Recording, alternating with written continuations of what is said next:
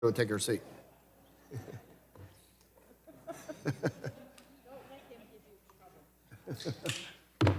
The committee will come to order. The chair recognizes himself for an opening statement and thanks everyone for being here today as we prepare to consider two bills that would strengthen our ever-important public safety communications infrastructure. Many of us have seen natural disasters up close and personal in our districts, and our constituents deserve the best version of the infrastructure and alert systems we are considering today. In moments of crisis, every American must be able to trust that our networks are strong and reliable. FirstNet is a central part of that mission, and that's why I'm looking forward to advancing the bipartisan First Responder Network Authority Reauthorization Act today. That's why it's so important that we remove the legislation ambiguity currently plaguing the program while preserving the importance of the FirstNet board and the voices of first responders. Since our hearing in Markup in the beginning of February, we have worked tirelessly with first responders and public safety officials to incorporate wide-ranging edits and technical assistance to make this bill as strong as possible. We have run a very open process and are truly appreciative of their efforts to engage with us and find common ground wherever possible in this reauthorization. I would also like to thank the sponsors of the bill, Representatives Dunn from Florida and McClellan from Virginia, for their leadership and commitment to improving accountability, reliability, and transparency in the FirstNet program. Our markup today also includes the Mystic Alert Act led by Representative Pfluger, which will facilitate the use of satellite alerts to quickly convey information about potential threats in areas where traditional cell service may not be available. We've had multiple members of this committee, including my friend Mr. Pfluger from Texas, but also Buddy Carter from Georgia, who experienced firsthand the horrific events last summer. That's why I'm glad we've been able to advance this bill today. On so many issues, the Energy and Commerce Committee is the place where we're able to work in a bipartisan way and advance strong common sense legislation. So I want to close by thanking my good friend, the ranking member, Pallone, and I want to thank your staff for working closely with us to advance these joint priorities. I thank you, and I will yield back, and I now recognize the gentleman from New Jersey, Representative Pallone, for 5 minutes for an opening statement. Thank you, Chairman Guthrie. I'm pleased the committee is marking up two public safety communication bills this morning. The looming sunset of the First Responder Network Authority, which is set to expire in less than 1 year, is one of the most urgent communications issues that we face right now. And that's why for years I've advocated for committee action to preserve FirstNet, which has become a critical tool for public safety professionals and first responders in its first decade in operation. And that's why I support H.R. 7386, the First Responder Network Authority Reauthorization Act, which addresses the February 2027 sunset by reauthorizing the authority for 10 years. Extending the FirstNet authority means that millions of law enforcement, fire, emergency, medical, and other first responder users will maintain access to the nationwide public safety broadband network as it stands today. The bill also expands public safety's representation on the FirstNet board so that FirstNet users have multiple seats at the table. This will give public safety professionals and volunteers on the ground protecting our communities each day more opportunity to steer the FirstNet authority and nationwide public safety broadband network in the direction that best serves first responders. While the FirstNet Authority's work has been positive for public safety, it's clear that the original law that created FirstNet contains structural deficiencies that at times open the door to waste and mismanagement. These issues have been detailed at length in various Commerce Department Office of Inspector General reports over the years. In response to those issues, the bill and aims before us today makes important reforms to increase transparency and accountability at the FirstNet Authority for the benefit of FirstNet users across the country. I want to commend Representatives Dunn and McClellan for their bipartisan leadership on this important legislation and urge my colleagues to support it today. And I also support the second bill, passage of H.R. 7022, the Mystic Alerts Act, and I appreciate the work of Representatives Fletcher and Pfluger on this legislation to expand access to emergency alerts. And thank you, Mr. Chairman. I yield back the balance of my time. Thank you. The gentleman yields back. The chair reminds members that pursuant to the committee rules, all members' opening statements will be made part of the record. Are there further opening statements? Gentleman from from North Carolina. Gentleman from Florida, you're recognized for 3 minutes for an opening statement. Thank you, Mr. Chairman. I move to strike the last word on H.R. 7386. Gentleman's recognized. Thank you, Mr. Chairman. I urge my colleagues to support the bipartisan First Responder Network Reauthorization Act, and I thank Representative McClellan for co-leading this legislation with me. I also like to note that this bill has support from 16 public safety organizations that demonstrate broad support for the legislation among our first responders. Chairman Guthrie, I'd like to ask for unanimous consent to submit into the records that report.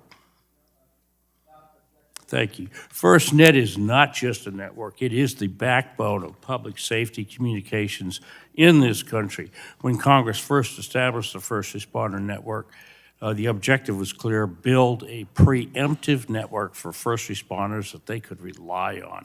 These brave men and women, the ones who step forward and others step back, who risk their lives to protect our communities, deserve nothing less than a resilient communication system. They depend on this network every day in every kind of emergency. FirstNet's authority is set to expire at the end of this year. Without action this Congress, we put at risk a network that our first responders rely on to save lives. The bill before us extends that authority through September 30th, 2037. Giving FirstNet the long-term certainty it needs to plan ahead and continue investing in this critical infrastructure. FirstNet is especially essential for communities such as my home state in Florida. It plays a critical role in preparedness, response, and recovery when disasters strike.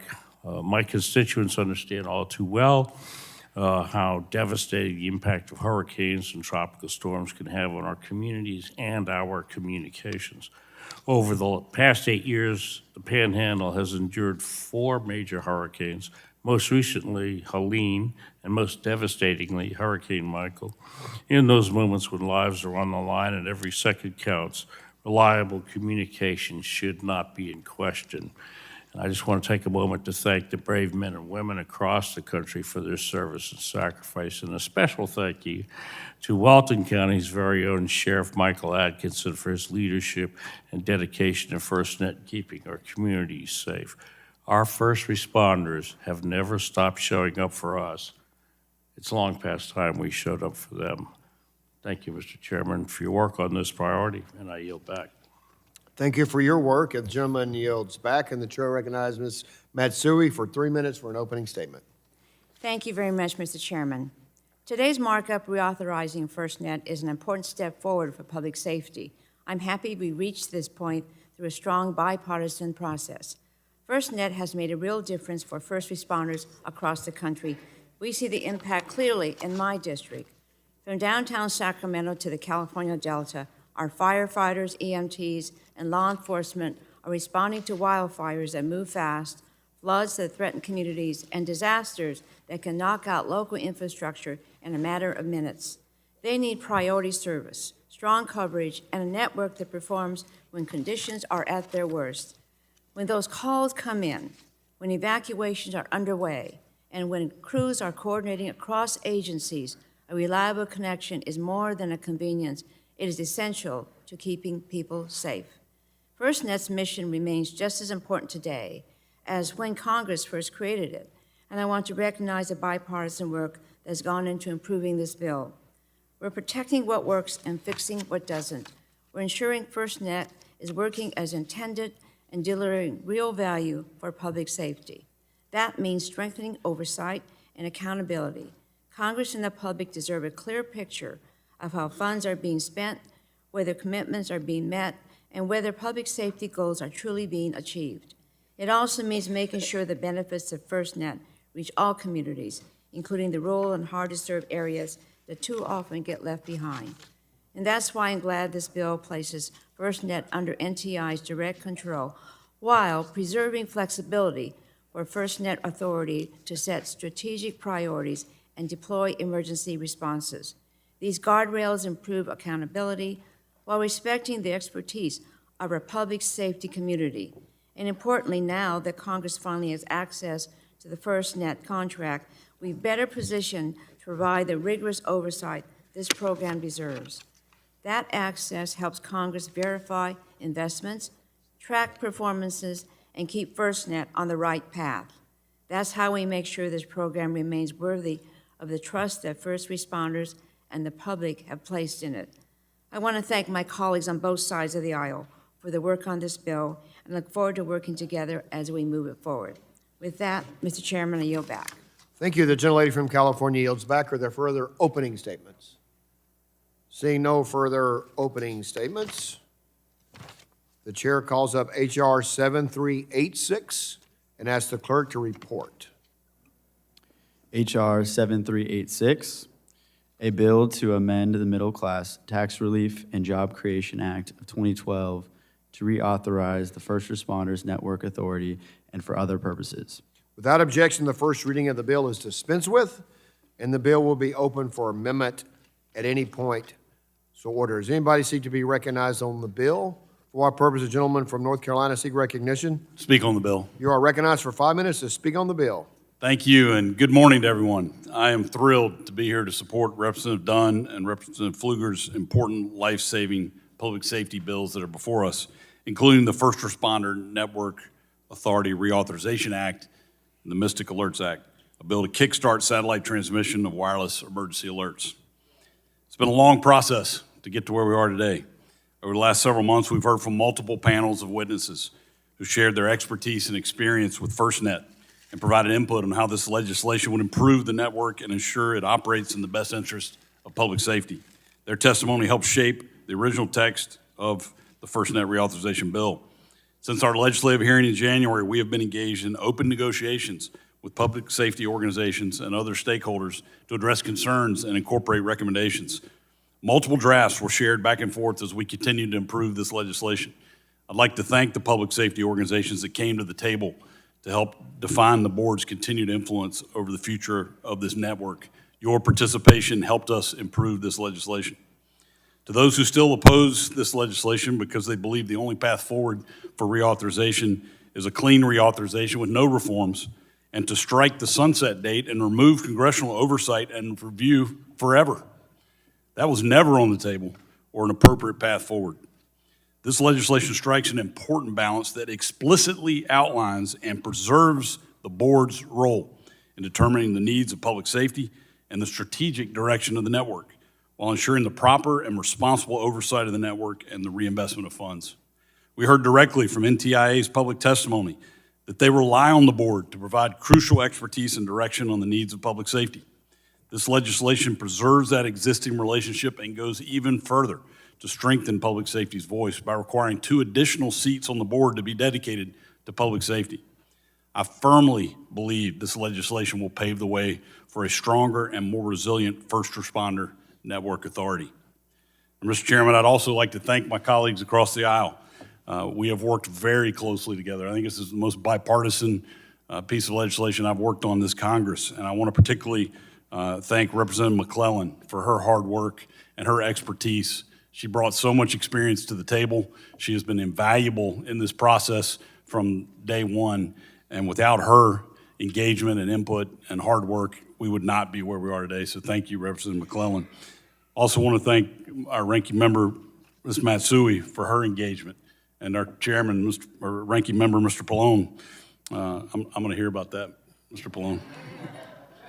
But once you're a chairman, you're always a chairman, right? But I want to thank the Matsui and Pallone teams. Their staff worked with us tirelessly, weekends, nights, side by side, to really committed to making this legislation better. And I think that's really important to point out and emphasize and celebrate. And look forward to reauthorizing the First Responder Network Authority. I look forward to moving this forward today. And I thank all of our committee members for your participation. And with that, Mr. Chairman, I yield back. Thank you. The gentleman yields back. The chair recognizes the gentlelady from Virginia to speak on the, I'll tell you, we can call your amendment, then everybody who wants to speak on the bill can speak to the amendment. So, Okay. You want to, four-person gentlelady from Virginia seek recognition? I have an amendment in the nature of a substitute at the desk, labeled ANS_04. The clerk will report the amendment. Amendment in the nature of a substitute to H.R. 7386. Without objection, the reading of the amendment is dispensed with, and the gentlelady is recognized for 5 minutes in support of the amendment. Thank you, Mr. Chairman. This amendment reflects extensive bipartisan work with Dr. Dunn, our colleagues, and most importantly, the public safety community.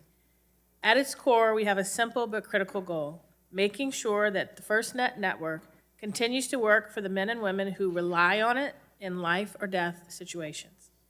First, this amendment strengthens public safety's role on the FirstNet Authority Board by increasing the minimum number of board members who are public safety professionals to 5, and staggering board terms to ensure continuity in leadership. It also gives the board a more meaningful role in selecting the director of FirstNet by formalizing its duty to provide a list of qualified candidates to NTIA from which NTIA will choose. Second, it reinforces accountability while avoiding unnecessary delays. The amendment ensures that the board will review and consult on the business continuity and disaster recovery plan, which is critical to ensuring rapid network restoration during emergencies. At the same time, it clarifies that FirstNet may carry out key operational and strategic functions without prior NTIA approval, addressing a key concern of the public safety stakeholders that bureaucratic delays could hinder timely decision-making. Importantly, this flexibility is paired with accountability by requiring NTIA to respond within 60 days to FirstNet recommendations on reinvestment and task orders. We heard clearly from first responders that they need a network that is reliable, resilient, and able to adapt quickly in emergencies. This amendment delivers on that goal by strengthening accountability while preserving the flexibility FirstNet needs to operate in real time. It ensures that public safety voices remain at the center of decision-making, improves coordination and transparency, and removes unnecessary barriers that could slow down action when every second counts. Just as importantly, this amendment reflects a thoughtful, bipartisan compromise. We worked through areas of disagreement, listened to the stakeholders, and made targeted changes to ensure the bill supports FirstNet's mission without creating unintended consequences. As emergencies become more frequent and complex, the importance of this network continues to grow. And this legislation helps ensure FirstNet remains strong, responsive, and ready to meet those challenges. This is a good bill, and this amendment makes it even better. I'd like to thank Dr. Dunn for his partnership on this important legislation, and I urge my colleagues to support the amendment in the nature of a substitute and the underlying bill. And I yield back. Thanks. The gentlelady yields back, and the chair recognizes Mr. Joyce, Dr. Joyce from Pennsylvania for 5 minutes to speak on the amendment. Thank you, Mr. Chairman. FirstNet is a critical component of public safety communications in the district that I represent in Pennsylvania. It is an incredibly rural district, but not just rural districts in Pennsylvania benefit from FirstNet. FirstNet provides first responders the ability to respond to emergency situations throughout the United States with the most effective communication system that is possible. In an emergency, we all know there's no time to waste. First responders across the country know the grave consequences that can happen when a 911 call is dropped or communication systems fail in the seconds that matter the most. At Shade Gap Volunteer Fire Company in Huntington County, Pennsylvania, firefighters utilize the FirstNet system to save lives. Before the FirstNet system tower was installed in 2022, firefighters faced dropped 911 calls that were difficult to hear even when they did come through, or sometimes the phone calls did not come through. There are cases when individuals had to drive just to allow their 911 call to be received. Shade Gap Volunteer Fire Company President Tanner Locke said that with FirstNet coverage in their area, firefighters have not had one single dropped 911 call since 2022. That's right, not one single dropped 911 call. The FirstNet upgrade has allowed first responders to respond to emergencies when we all know that time is of the essence. In the previous subcommittee hearing on this important piece of legislation, I questioned witnesses on the transparency of the FirstNet contract and specifically its rural build-out. We must focus on transparency of the contract between the federal government and AT&T to ensure that areas like Huntington County, Pennsylvania, are not being left behind as deployment of this critical infrastructure accelerates. The provisions that are included in H.R. 7386, the First Responder Network Authority Reauthorization Act, will strengthen this essential program by providing NTIA with the means necessary to conduct oversight and requiring detailed reporting on the performance of the FirstNet contractor. Congress can ensure that transparency and accountability are at the center as we continue to invest in public safety communications infrastructures in the United States. I urge all of my colleagues to support this important legislation, and Mr. Chairman, I yield back. The gentleman yields back. Is there discussion on the Democrat side? The gentlelady from Michigan seeks recognition to speak on the amendment. Thank you, Mr. Chair. I move to strike the last word.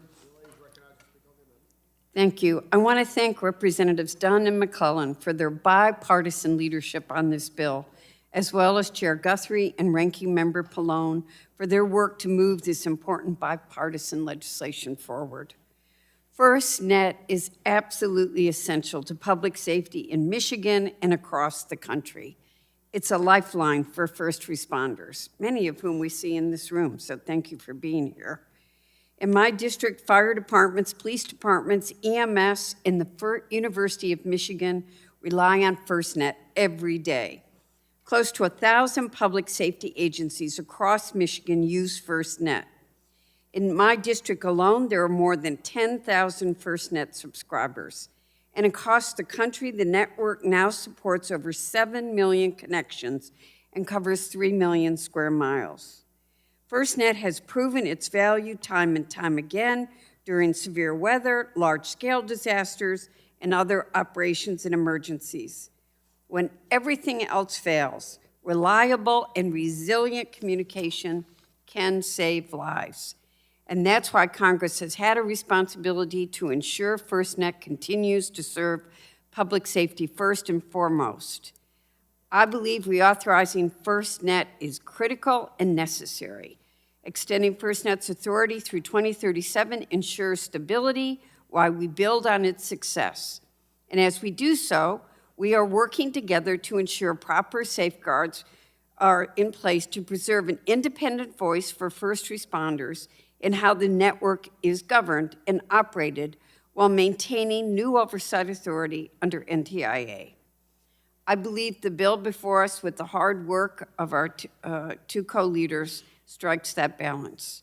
FirstNet's public-private partnership and self-sustaining funding model has driven innovation, expanded coverage, and we must preserve that progress while continuing to assure accountability, fair competition, and continued modernization. I look forward to working with my colleagues on both sides of the aisle to get FirstNet reauthorized now and get it right. We have incorporated lessons we've learned since its creation to ensure we are prioritizing public safety while strengthening resiliency and modernization.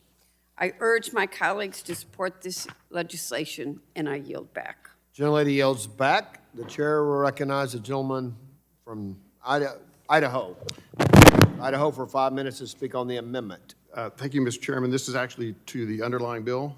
Okay. Gentleman's recognized. Thank you. Mr. Chairman, I thank my colleagues for bringing this forward and certainly recognize the importance of it. I do want to go on record, however, just pointing out that the Office of Inspector General, in a recent audit, did show a number of what they call critical reports. And again, this is incredibly important to proceed with, and so I intend on supporting it. But as sometimes privately owned entities with government funding can do, there sometimes is a lack of accountability. And I just want to go on the record by saying, look, we need to be assured that these goals are being met, and I don't want to lose sight of the overall need for accountability. That said, I will be supporting the bill, but wanted to go on record with that. Thank you, Mr. Chairman.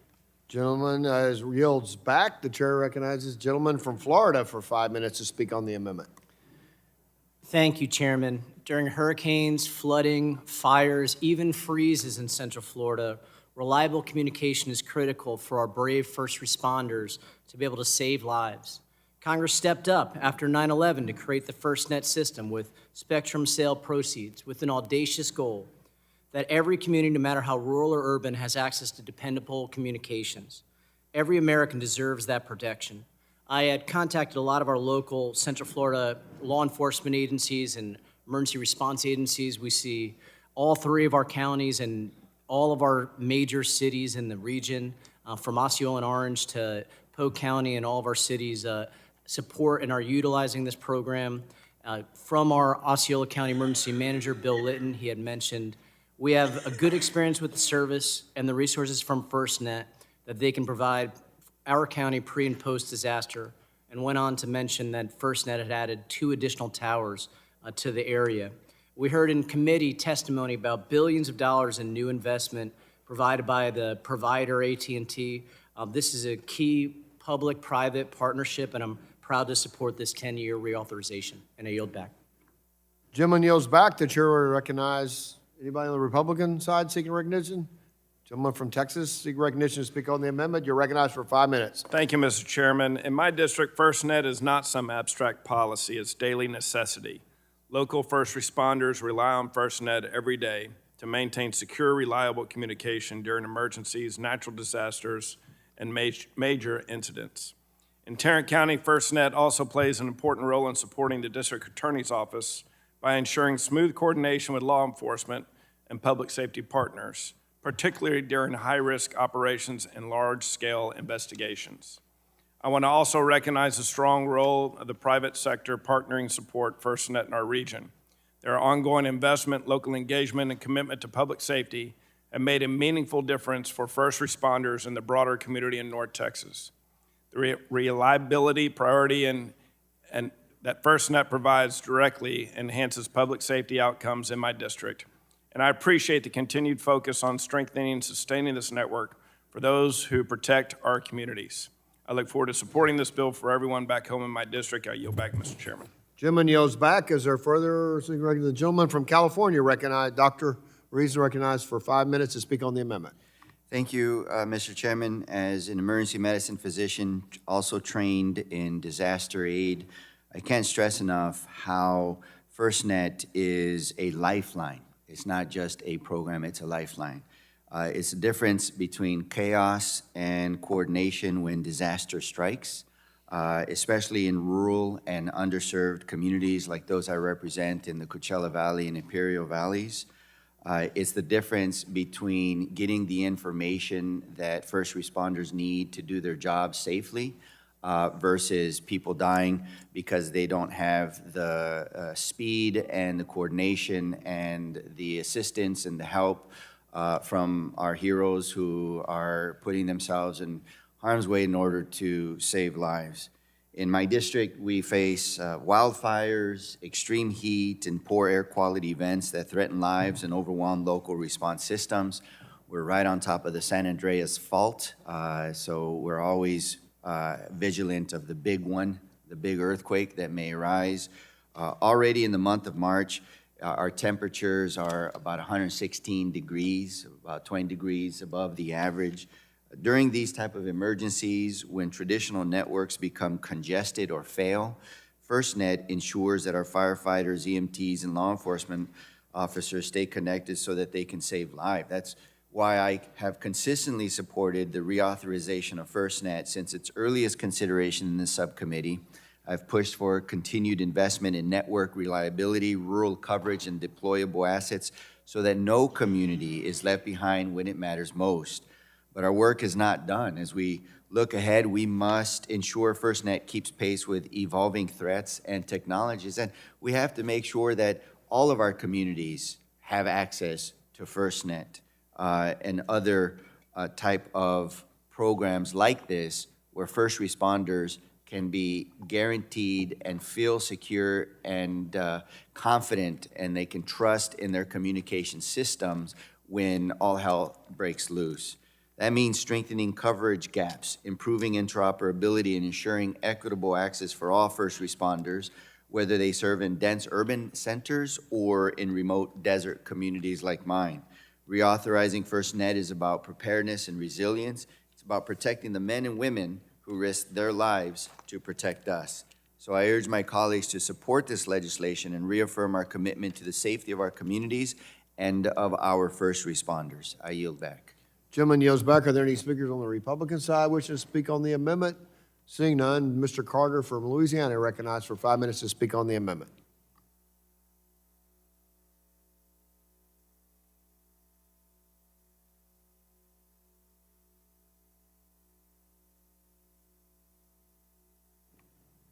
Mr. Carter, are you trying to get are you trying to call up his? Okay. Go off the cuff.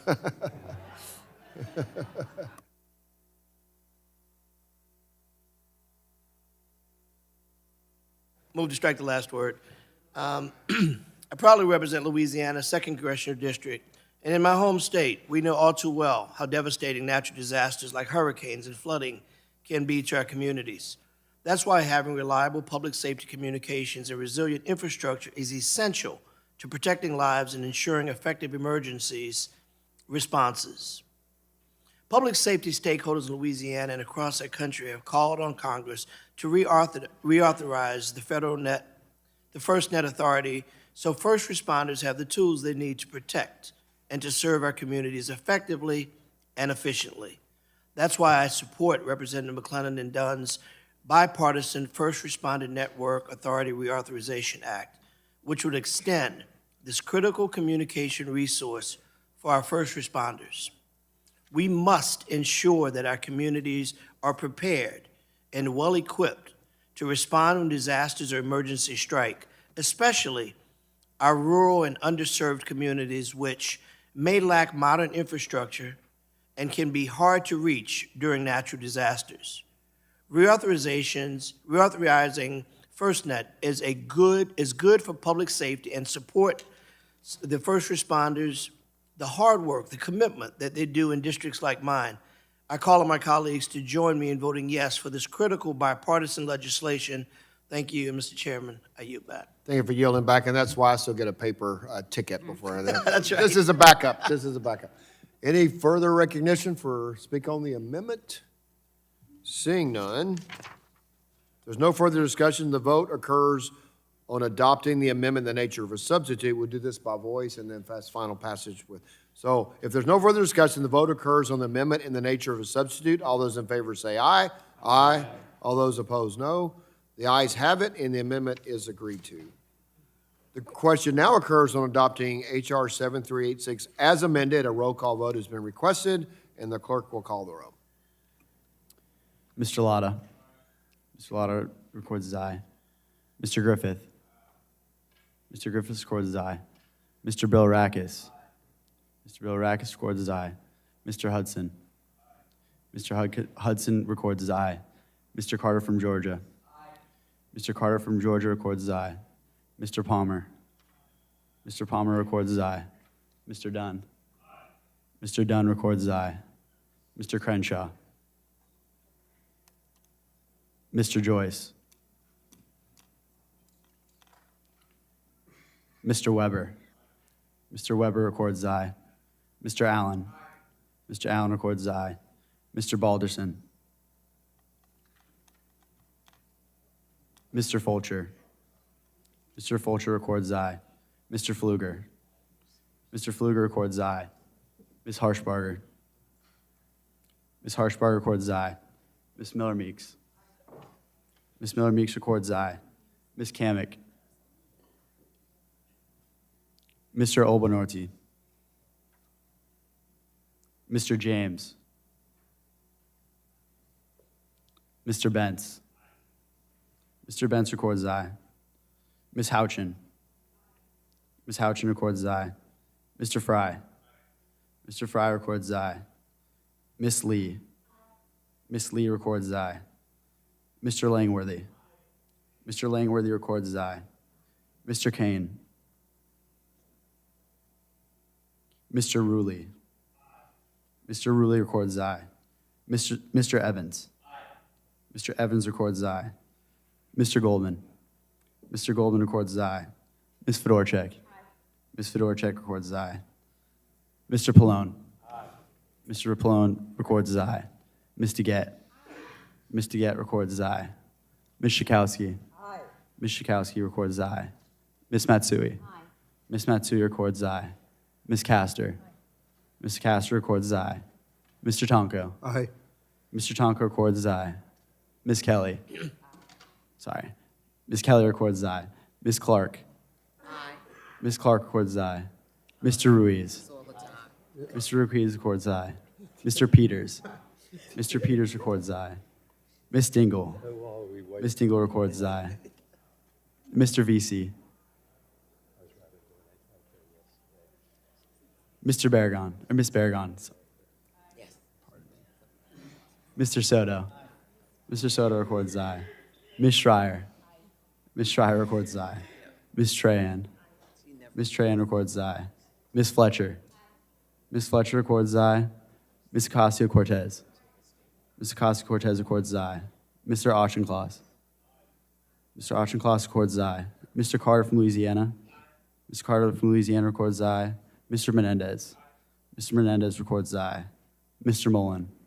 Mr. Mullen records aye. Mr. Landsman.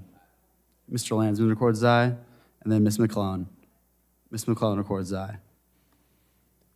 Mr. Guthrie. Aye. Mr. Guthrie records aye. Dr. Joyce. Mr. Joyce records aye. Anyone else? Mr. James? He is not recorded. Mr. James, aye. Mr. Balderson? Mr. Balderson is not recorded. Mr. Balderson is aye. Any on the Democrat side? How's Ms. Clark recorded?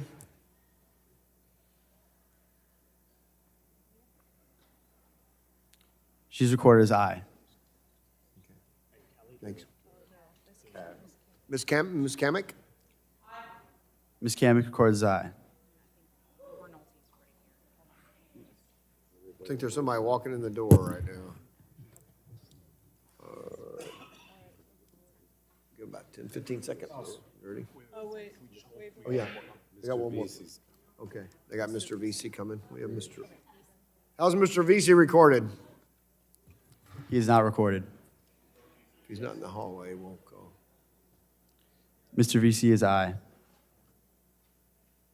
The clerk will report.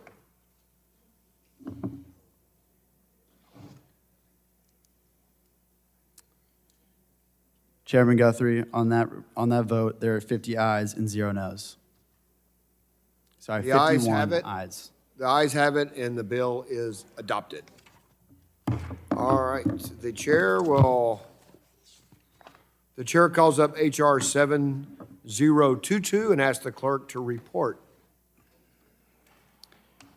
HR 7022, a bill to provide for the transmission of emergency alerts by satellite and for other purposes. Be it Without enacted- objection, the first reading of the bill is dispensed with, and the bill will be open for amendment at any point so ordered. Does anyone seek recognition on the bill? For what purpose does the gentleman from Texas seek recognition? Well, Mr. Chairman, I have an amendment in the nature of a substitute, so The clerk will report.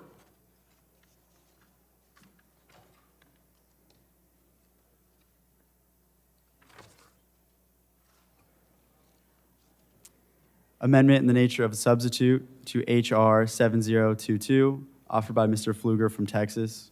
Without objection, the reading of the amendment is dispensed with, and the gentleman is recognized for 5 minutes in support of the amendment. Well, thank you, Mr. Chairman. As many of you know, this is a personal issue for me after the July 4th flooding that swept through central Texas, including the all-girls Camp Mystic, where 2 of my daughters were attending. I knew that Congress had to act and had to act quickly to improve the redundancy and the reliability in the wireless emergency alert system to ensure that alerts reach families and first responders even in the most challenging circumstances. H.R. 7022, the Mystic Alerts Act, is the result of these efforts, and this legislation ensures that during natural disasters that the wireless emergency alerts can still be delivered via satellite when traditional networks go down or service is unavailable. This need for improvement was reinforced during last year's Communications and Technology Subcommittee hearing titled Legislative Improvements to Public Safety Communications in the United States. There, we heard from expert witnesses about the need to strengthen the WEA systems and the risk when Americans lose access to alerts due to damaged, overwhelmed, or non-existent cellular infrastructure, especially in rural areas.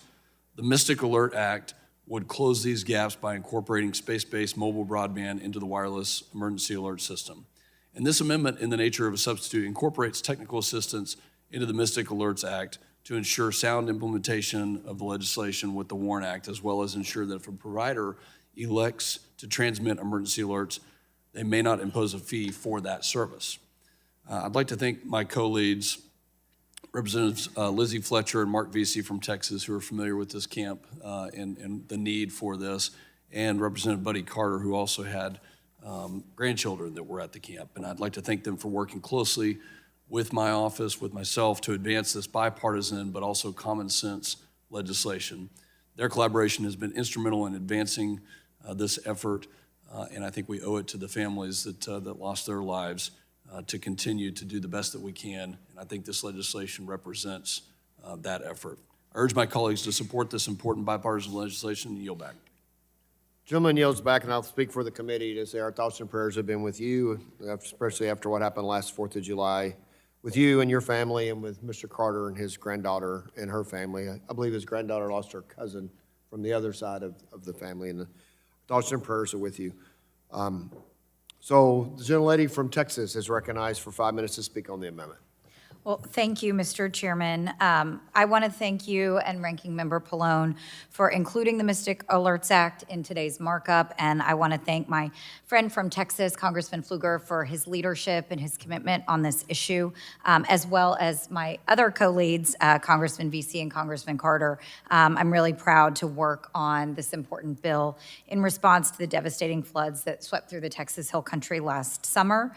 And I think in Houston and across the state of Texas, we are still heartbroken. We are still grieving. There are still green ribbons on the trees in my neighborhood for the neighbors that we lost in the flood. There were 135 people who were killed in the floods and the destruction of communities all along the Guadalupe River last summer. And people across Texas, generations of Texans, have gone to the hill country in the summer for that little bit of breeze that you can get, and that only slightly cooler weather. I spent my summers there growing up at a camp just down the river, and it's full of summer camps and church camps and campsites for families, family homes. Just so many generations of Texans have been in this beautiful and majestic part of our state. And last summer, it became the place of an unthinkable tragedy. And as I said, we're still trying to put the pieces back together. Some of those pieces will never be put back together, and the loss to the families that I represent is just incalculable.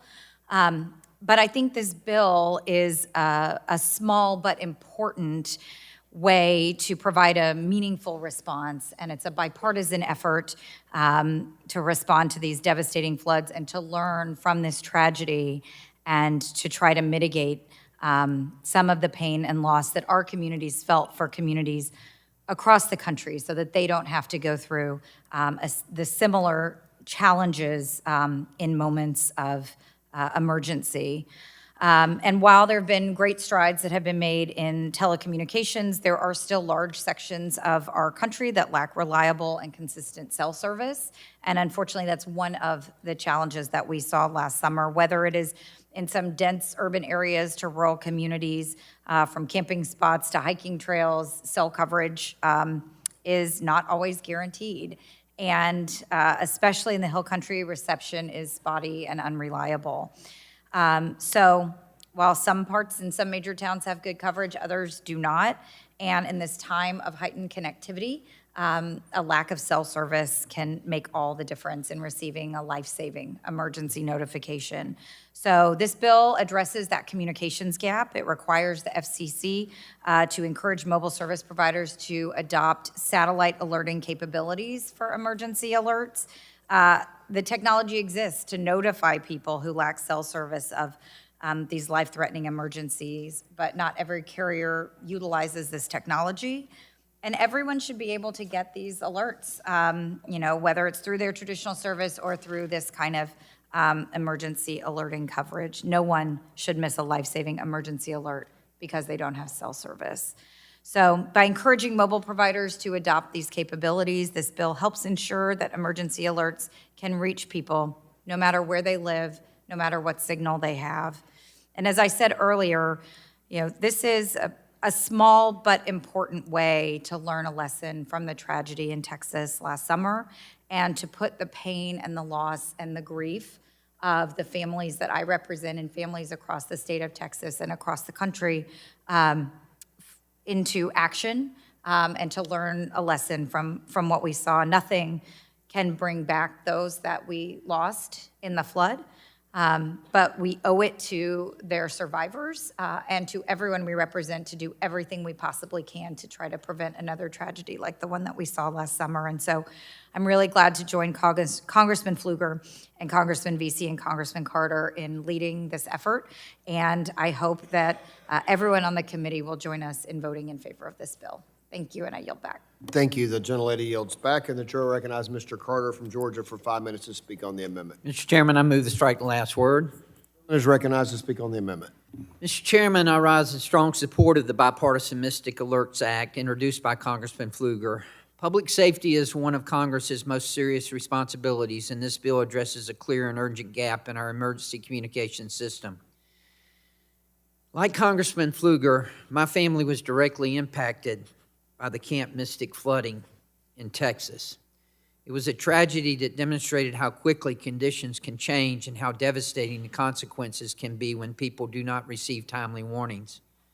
My twin granddaughters were at this camp, and for 10 hours, the longest 10 hours of my life, I didn't know what was going on. I didn't know if they were safe or if they weren't. They turned out to be safe, but unfortunately, their 9-year-old cousin, Janie Hunt, succumbed to that flood and is now in heaven. While we have made real progress in delivering wireless emergency alerts, recent disasters have shown that alerts can fail when terrestrial networks are damaged, overloaded, or unavailable, precisely when people need them the most. The Mystic Alerts Act strengthens our emergency alerting framework by directing the FCC to establish standards and requirements that allow alerts to be delivered via satellite connectivity, ensuring redundancy when traditional networks are down.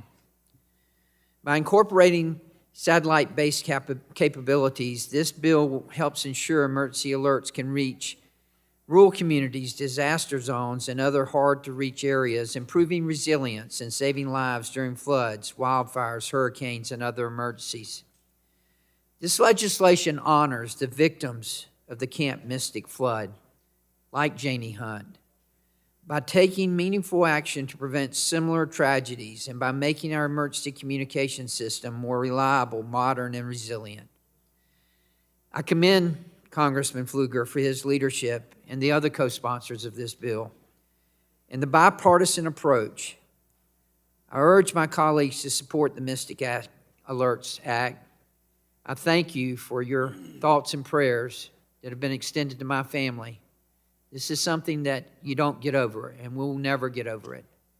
But our family does appreciate this very much, the efforts of this Congress to address this situation. Thank you, Mr. Chairman, and I yield back. Thank you. The gentleman yields back, and I think I can speak for the committee that our prayers are continuing for you and Mr. Pfluger's family, and all the families in Mystic. Are there any further speakers on the amendment? Seeing none. No further discussion. The vote occurs on the amendment in the nature of substitute. All those in favor shall signify by saying aye. Aye. All those opposed, nay. The ayes have it, and the amendment is agreed to. The question now occurs on adopting H.R. 7022 as amended, and a roll call vote has been requested, and the clerk will call the roll. Mr. Latta. Mr. Latta votes aye. Mr. Griffith. Mr. Griffith votes aye. Mr. Bilrakis. Mr. Bilrakis votes aye. Mr. Hudson. Mr. Hudson votes aye. Mr. Carter of Georgia. Mr. Carter of Georgia votes aye. Mr. Palmer. Mr. Palmer votes aye. Mr. Dunn. Mr. Dunn votes aye. Mr. Crenshaw. Mr. Joyce. Mr. Weber. Mr. Allen. Mr. Allen votes aye. Mr. Balderson. Mr. Balderson votes aye. Mr. Fulcher. Mr. Fulcher votes aye. Mr. Pfluger. Mr. Pfluger votes aye. Ms. Harshbarger. Ms. Harshbarger votes aye. Ms. Miller-Meeks. Ms. Kamick. Ms. Kamick votes aye. Mr. Obernolte. Mr. Obernolte votes aye. Mr. James. Mr. Bentz. Mr. Bentz votes aye. Ms. Houchin. Mr. Fry. Mr. Fry votes aye. Ms. Lee. Ms. Lee votes aye. Mr. Langworthy. Mr. Langworthy votes aye. Mr. Kane. Mr. Rulli. Mr. Rulli votes aye. Mr. Evans. Mr. Goldman. Mr. Goldman votes aye. Ms. Fedorchak. Ms. Fedorchak votes aye. Mr. Pallone. Mr. Pallone votes aye. Ms. DeGette. Ms. DeGette votes aye. Ms. Schakowsky. Ms. Schakowsky votes aye. Ms. Matsui. Ms. Matsui votes aye. Ms. Castor. Ms. Castor votes aye. Mr. Tonko. Aye. Mr. Tonko votes aye. Ms. Clark. Aye. Ms. Clark votes aye. Mr. Ruiz. Mr. Ruiz votes aye. Mr. Peters. Mr. Peters votes aye. Ms. Dingle. Ms. Dingle votes aye. Mr. Vesey. Mr. Vesey votes aye. Ms. Kelly. Ms. Kelly votes aye. Ms. Barragon. Ms. Barragon votes aye. Mr. Soto. Mr. Soto votes aye. Ms. Schreier. Ms. Schreier votes aye. Ms. Trahan. Ms. Trahan votes aye. Ms. Fletcher. Ms. Fletcher votes aye. Ms. Ocasio-Cortez. Ms. Ocasio-Cortez votes aye. Mr. Auchinclosh. Mr. Auchinclosh votes aye. Mr. Carter, Louisiana. Mr. Carter, Louisiana votes aye. Mr. Menendez. Mr. Menendez votes aye. Mr. Mullen. Mr. Mullen votes aye. Mr. Landsman. Mr. Landsman votes aye. Ms. McClellan. Ms. McClellan votes aye. Chairman Guthrie. Chairman Guthrie votes aye. Is there anyone seeking recognition? Gentlelady from Iowa. Ms. Miller-Meeks votes aye. Dr. Joyce.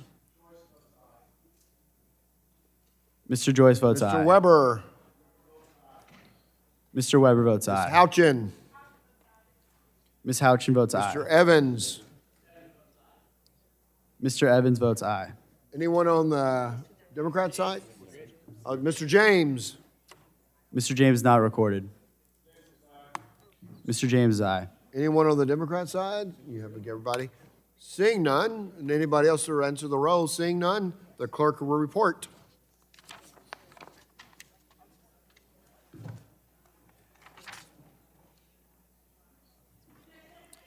Chairman Guthrie, on that vote, there were 52 ayes and 0 nays. The ayes have it, and the bill is adopted. Without objection, the staff is authorized to make technical and conforming changes to the legislation approved by the committee today. So ordered. Without objection, the committee stands adjourned. We can certainly try.